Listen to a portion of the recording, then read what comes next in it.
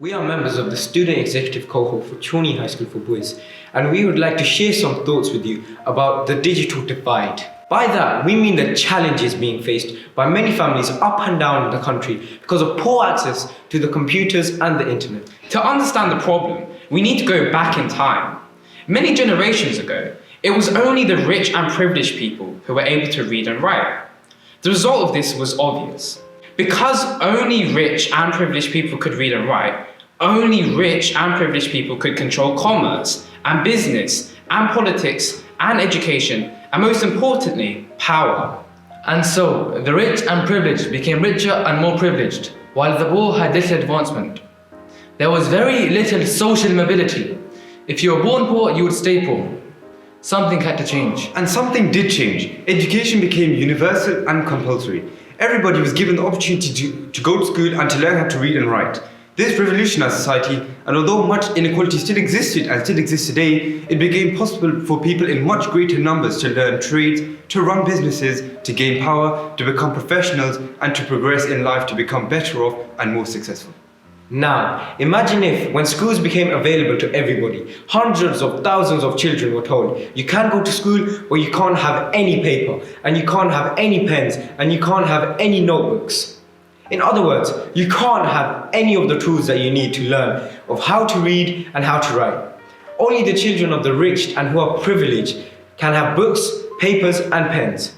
It sounds ridiculous, doesn't it? Yes. The children could go to school, but they would still be held back. They would be stopped from learning, and compared to other students and their friends, they would fall behind from those who are in privileged families. 20 and more years ago, books, paper and pens were how we ran our businesses, how we bought and sold, how we ordered things and paid for things, how we ran our countries, and most of all, how we learned. But that has all changed. Think for a moment about all the things we now do online, with a computer or a phone and internet access.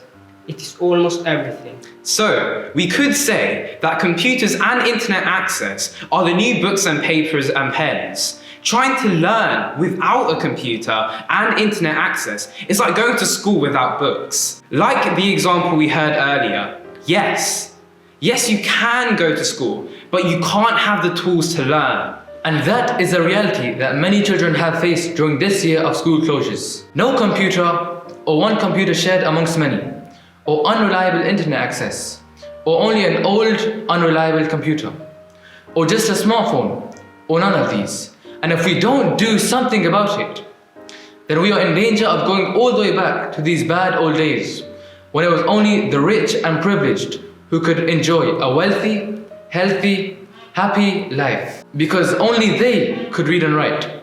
Only they had learning and knowledge. But people are doing something about it. Many charities up and down the country, charities like Luton Learning Link, Crisis Aid Luton and Barnado's are working to bridge the digital divide.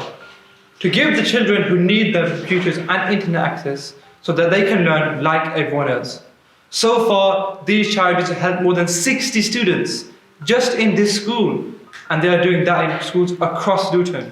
This is what some of the boys who have benefited from Barnado's computer have said about the difference it has made to their education. I was really struggling to keep on top of my schoolwork during lockdown.